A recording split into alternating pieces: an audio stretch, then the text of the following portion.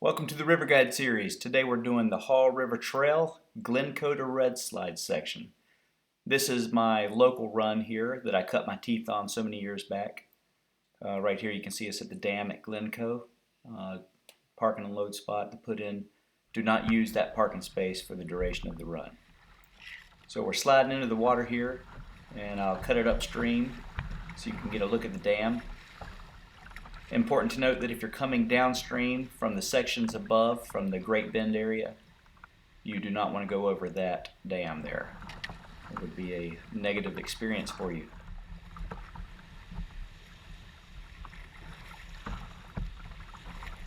The river level today is 6.3 on the USGS gauge. It's pretty brown, pretty continual flow, nothing crazy. But if you're not an accomplished paddler, you probably want to stick to about 3 feet or below on the gauge. So what I'll do is I'll fly down the river in Google Earth here, show you what we're doing, then go back and paddle it with the camera. So you're doing the boogie water here down at the bridge. You can see the parking and the put in for the official start of the run at the 62 bridge there. And immediately following we have the bridge rapid. So back up to the top here.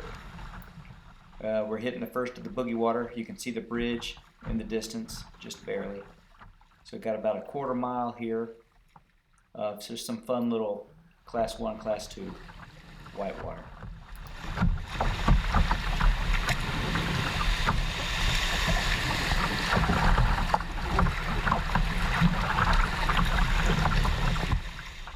As you can see here, the river at 6.3 feet is brown, flowing pretty well.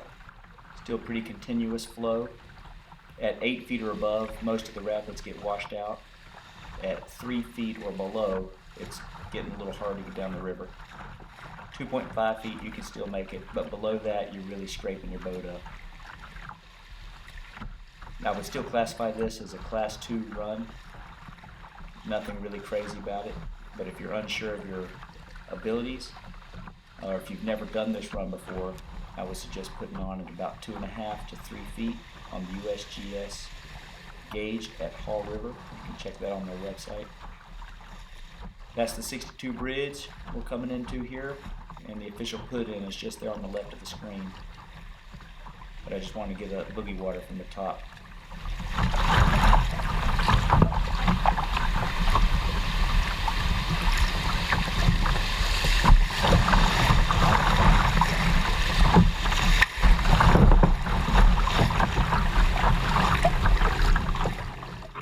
Okay, so you've made it through the warm-up, boogie water from the dam down, passing under the bridge, and about 100 yards or less away there'll be this, what we call the bridge rapid. I like to run it center right, so I'm kind of setting up for that. At lower water, you kind of have to weave your way through the only parts that have water, and it'll be pretty self-explanatory. Over there on the left, you can see the tree sticking out. That's going to be pretty shallow. I wouldn't ever really suggest heading that route. But just center right usually gets you through here pretty good. Keep her pointed straight and you should be fine.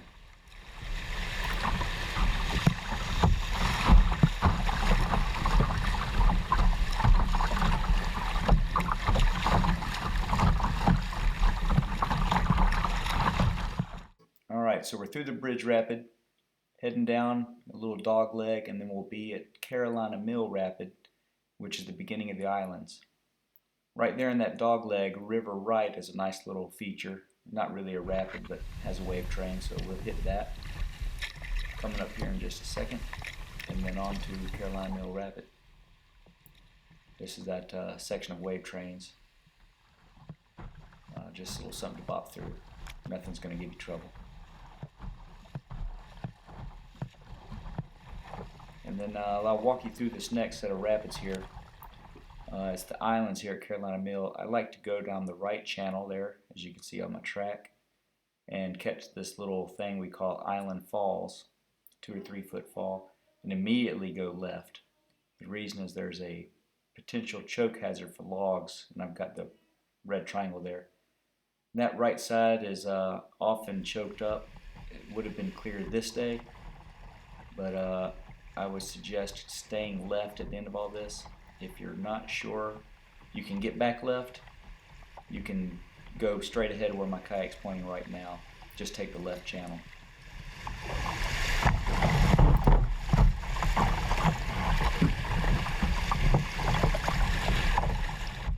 Okay, so we're aiming for this rock just to the left of it, and we're going to sneak in behind it, catch this little S-turn, a little tricky at low water, and then shoot right over to the right side of the river. Now we are in the right channel to go around the islands. Again, if you're unsure or your skills don't allow you to feel comfortable being able to get over to the left at the end, stay left until you feel more comfortable with the river. There's just a strainer hazard potential at the end. On this run it was clear. I just want to say that again, that's the only trouble you might run into really on this river. And here's the falls. We want to shoot center right. Scoot back over a little bit, and there's a ledge on the right here. You want to look for where the water's coming out at the bottom of it. Outflow downriver. And there it is. Keep it pointed straight, and there we go. I'll swing it back up so you can see what the falls look like from down below. It's about a 2-foot pour over. As the water levels in the river are higher, it looks less pronounced. Alright, now we're moving off. We're going to go through these little islands. There's a little channel here to get back to the left side of the river. And this is the point where I suggest not going any further on the right, because more often than not there's a big log jam at the end which presents a strainer hazard. If you don't know what that is, water goes under the logs and you and the boat do not.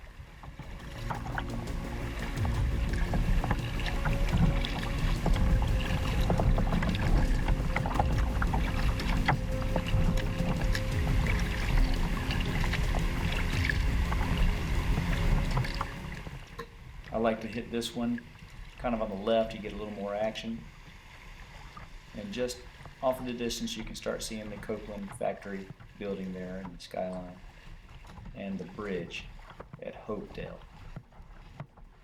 So here is where the log choke is. That's the right channel coming out. You can see the logs. On this day the river was pretty open from the recent flood. I guess it moved that stuff around, but over the last 15-20 years that channel is usually pretty sketchy. So unless you're sure it's open, I would suggest staying left. That's really the only hazard I would point out on this entire run. There's a last look at it there, and then moving on down the river. We'll go under the bridge beside Copeland and hit the biggest stretch of whitewater at Copeland Rapids onto the confluence with Stony Creek.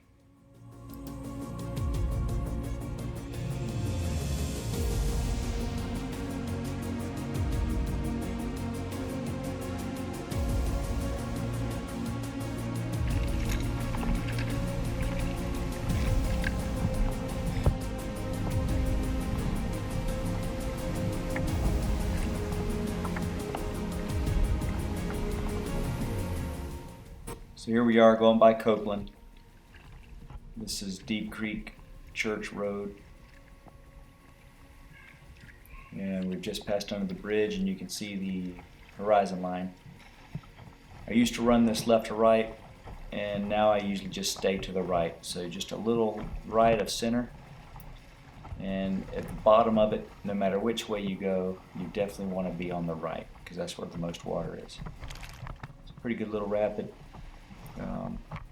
The bigger the flow, the better the rapid here. Most of the rapids get washed out at about 8 feet or higher.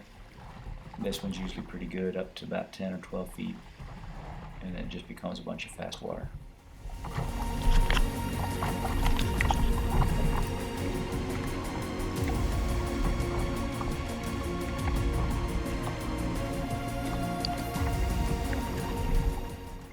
Now, even at this level of 6 feet on the gauge today, it's still all just Class 2. And this whole stretch could never really be considered more than that, unless you add immense volumes of water.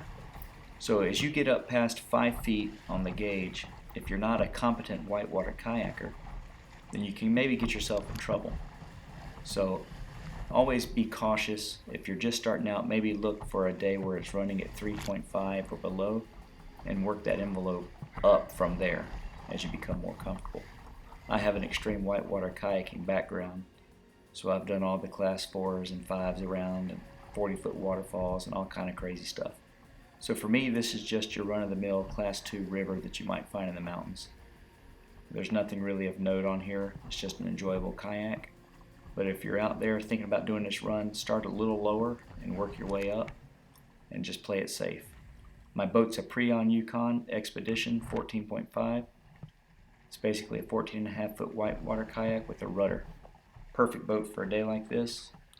So that's what I'm paddling. Okay, so you made it to the confluence of Stony Creek and the Haw River. So you bop down, there'll be some houses on the right. Keep on going, and the first thing you'll see is Risky's Ledge at Goat Island. So just after Risky's Ledge is Goat Island. I like to go to the right. Risky's Ledge was named such after Tom Riskovich, a friend of ours who flipped there when we were first exploring this stretch many years back. And the left side of this island at low water is hard to get through. The rapids are better on the right, that's why I go right.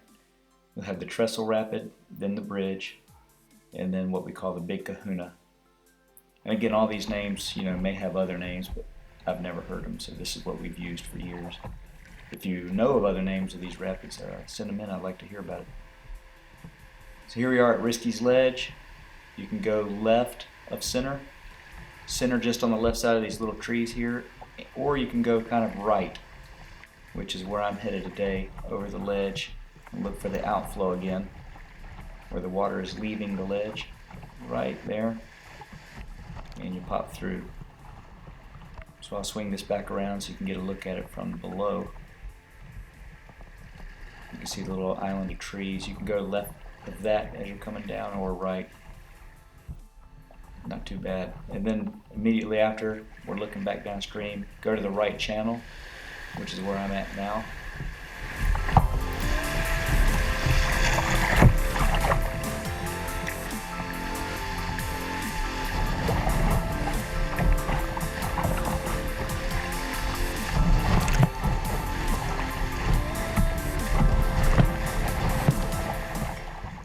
Alright, you're coming to the end of Trestle Rapid there. You can see the Trestle Bridge that leads to Goat Island.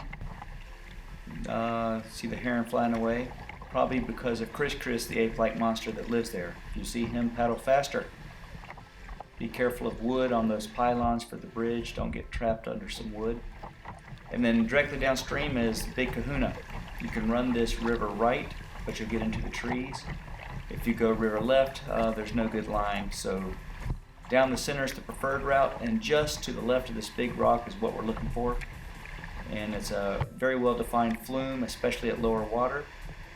You just zip right through here, and right about there underwater is the Rockopotamus rock that's going to try to flip you at low water. My son goes through that. He almost slipped once. He loves it. He was 4 when he did it himself the first time. A lot of fun.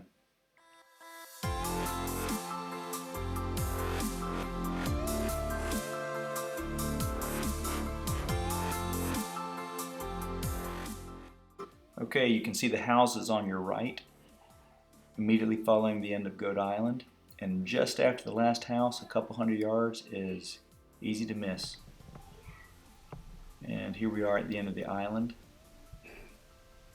Turn it back upstream and you can see the downstream point of Goat Island and the right and left channels coming back together. When you get to this point, look for the houses on the right, and then just downstream is the access at Town and Country Park. Here it is. Got a sign there, a little parking spot up the top. This can save you some flat water paddle if you're not looking to go all the way down to Red Slide. Not the best takeout, but it's there, and perhaps we can help improve that here in the future.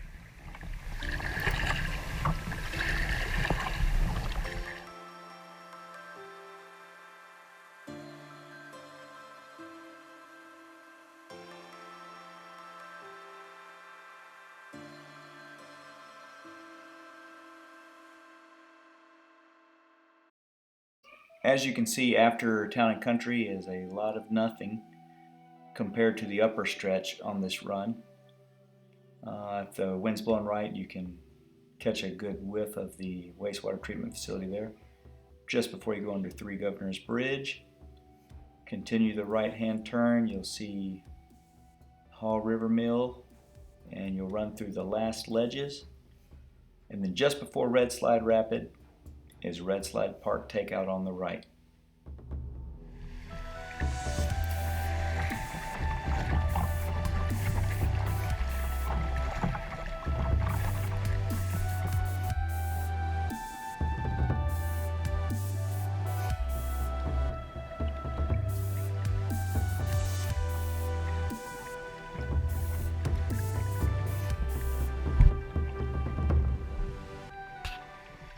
After you go under the bridge there, start making your way over to the left side of the river, which is where the better run is for these ledges.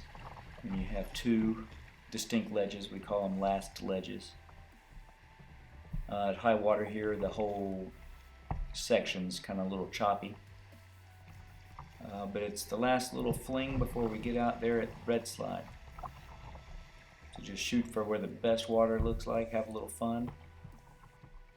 And at high water like it is today, after you make the last ledge, you want to start thinking about getting over to the river right.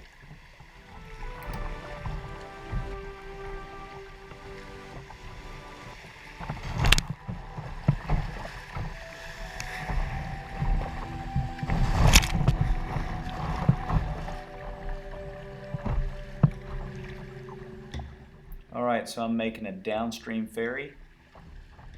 So this is where I'm going to the other side of the river while still pointing downstream. Sometimes you need to point your boat upstream to get over there, but I have plenty of time. Just go ahead and get over this way, and you'll see the benches there, the trees and the rock. There'll be a set of steps kind of coming down into the river. Go ahead and go past those steps, and there's a little cove just beyond. You can see the steps there on the right. Keep on going, and there's some slack water here where there's no current. Great place to get in and out. And there you have it. That's Glencoe to Red Slide.